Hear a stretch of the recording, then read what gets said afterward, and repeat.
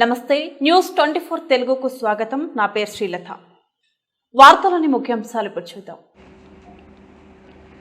మైనర్లకు వాహనాలు ఇస్తే కఠిన చర్యలు తీసుకుంటామని, మైనర్లు వాహనాలు నడిపితే వారి తల్లిదండ్రులపై కూడా కేసులు నమోదు చేసి జైలుకు పంపిస్తామని కుబీర్ ఎస్ఐ కృష్ణారెడ్డి హెచ్చరించారు.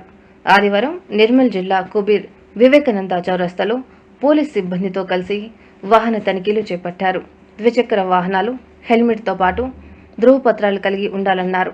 మద్యం తాగి వాహనాలు నడపొద్దని, ప్రతి ఒక్కరూ రోడ్డు నియమాలు పాటించాలని అన్నారు.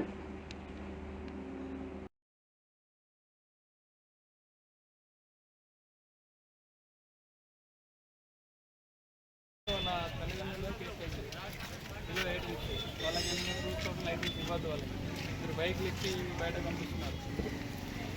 ఇంకోసారి అట్లా ఇస్తే వాళ్ళ పేరెంట్స్